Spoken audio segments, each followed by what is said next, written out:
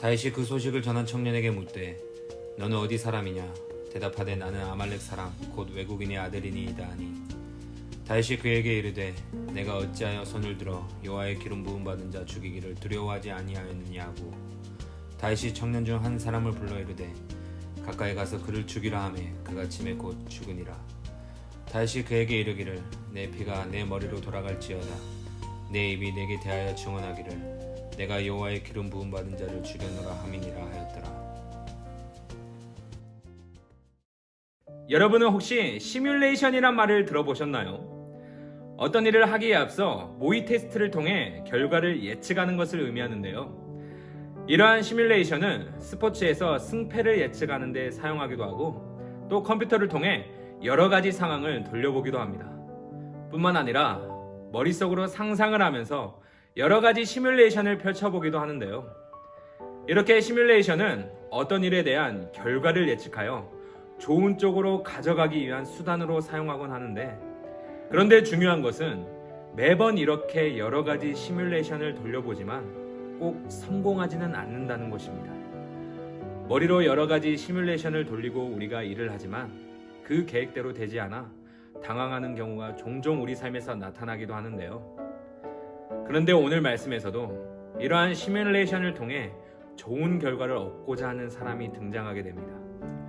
오늘 말씀은 사무엘상 31장에서 블레셋과 이스라엘 전쟁을 다시 생각나게 해주는 말씀이며 동시에 안타까운 소식으로 시작하게 됩니다. 사울 왕이 이끄는 이스라엘은 블레셋과의 전쟁에서 패배하게 되는데요. 그때 다윗은 아말렉과의 전쟁에서 승리한 후 시글락이라는 곳에서 휴식을 취하고 있는 가운데에 이스라엘과 블레셋에 대한 전쟁 소식을 듣게 됩니다. 그런데 오늘 말씀을 자세히 보게 되면 어떤 한 아말렉 사람이 등장해 그 상황을 마치 보았던 것처럼 다윗에게 생생하게 보고를 하는 것으로 보입니다. 그리고 그 사람은 사울과 요나단이 죽었다고 말을 합니다. 그런데 다윗은 사울과 요나단이 죽었다고 하는 이 사람의 말을 믿을 수가 없었기에 그 사실을 어떻게 알았는지 물어보자 이 아말렉 사람은 우연히 길보아 산에서 지쳐있는 사울 왕을 만났다고 말합니다. 그리고 사울 왕은 자신이 고통 중에 있다며 죽여달라고 부탁했고 다윗에게 사울 왕의 소식을 전한 그 사람이 사울 왕을 죽이고 그의 왕관을 다윗에게 가져왔다고 말을 하는데요. 그런데 오늘 사울 왕의 전사 소식을 전한 이 사람의 보고는 사실이 아니라는 것입니다.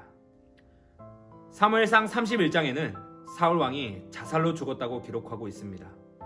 그렇다면 이 사람은 왜 다윗에게 거짓 소식을 전한 것일까요? 그 이유는 사울 왕과 다윗의 관계가 서로 좋지 않다는 것을 그 사람은 알았기 때문입니다.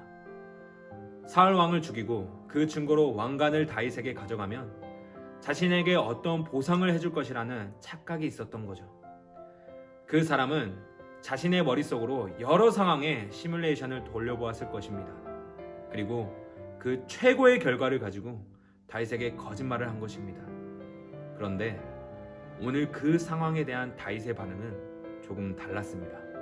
성경은 다윗이 그 말을 듣고 자신의 옷을 찢으며 슬퍼했다고 기록합니다. 다윗에게 사울의 죽음과 왕관을 가져온 이 아말렉 사람의 계획은 완전히 빗나간 것이죠. 그의 시뮬레이션 상에는 사울의 죽음을 들었을 때 분명 다윗이 기뻐할 것이라고 생각했었는데 오히려 다윗이 슬픔으로 반응을 보였던 것입니다. 사실 아말렉 사람의 생각도 그럴듯했습니다. 사울 왕이 다윗을 못살게 괴롭혔던 것은 사실입니다. 심지어 시기 질투로 다윗을 죽이고자 창도 던졌습니다. 또 군대를 동원해 쫓아다니기도 했습니다. 그러나 다윗은 지금도 그렇고 이전에도 그런 사울 왕을 죽일 기회가 있었음에도 죽이지 않은 것을 알 수 있습니다. 다윗도 그 마음에 사울을 향한 분노가 많았겠지만 그때마다 다윗은 기억했습니다. 항상 자신의 삶을 인도해 주실 그 하나님의 약속의 말씀을요. 사울 왕은 하나님께 기름 부음을 받은 자임을 다윗은 기억했습니다. 그리고 모든 것을 하나님께 맡겨드리는 겸손의 자세로 나아갔습니다. 그러나 오늘 아말렉 사람은 그런 다윗을 잘 몰랐던 것 같습니다. 그리고 이어서 다윗은 아말렉 사람에게 이렇게 말합니다. 내가 어찌하여 손을 들어 여호와의 기름 부음 받은 자 죽이기를 두려워하지 아니하였느냐. 하나님의 약속, 하나님의 말씀을 기억하는 삶을 살 때 경험하는 것이 있습니다. 그것은 바로 하나님의 인도하심을 경험한다는 것입니다. 다윗을 몰라도 너무 모르는 아말렉 사람은 자신의 계획과 반대로 오히려 죽음을 맞이하게 됩니다. 계속해서 자신의 머릿속으로 계획하며 시뮬레이션을 돌리다가 결국 실패했죠. 그러나 반대로 다윗은 하나님을 인정하고 하나님의 계획하심을 믿고 나아갔습니다. 그 결과 우리가 잘 알다시피 사울 왕을 이어서 하나님의 인도하심대로 이스라엘의 두 번째 왕이 되는 은혜를 입게 되죠. 우리는 가끔씩 어떤 결과에 앞서 머릿속으로 시뮬레이션을 그릴 때가 많습니다. 자신의 뜻과 계획 중에서 가장 최고의 결과가 나올 때까지 말이죠.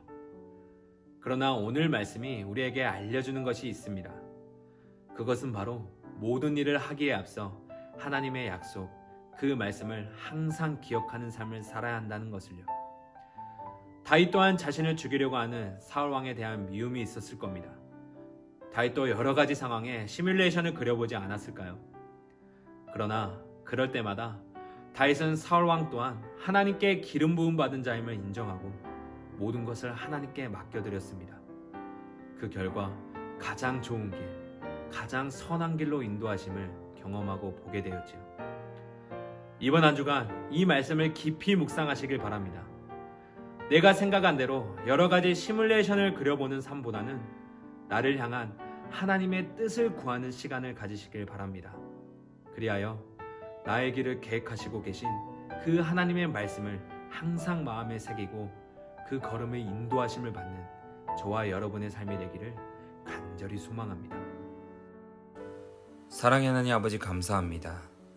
오늘도 우리에게 주시는 생명의 말씀을 통해 한 주간 살아내기를 원합니다. 하나님, 모든 일에 앞서 나의 생각대로 나의 마음대로 결정하기보다는 하나님의 뜻을 묻고 나에게 허락하신 그 계획 안에서 순종하며 나아갈 수 있도록 도와주시옵소서. 내 생각으로 펼치는 그런 시뮬레이션의 결과를 따라가는 삶이 아닌 오직 나의 걸음을 인도해 주시는 하나님을 바라보며 그 약속의 말씀을 기억하는 모든 고등부 친구들이 될 수 있도록 도와주시옵소서. 감사합니다. 예수님의 이름으로 기도드리옵나이다. 아멘.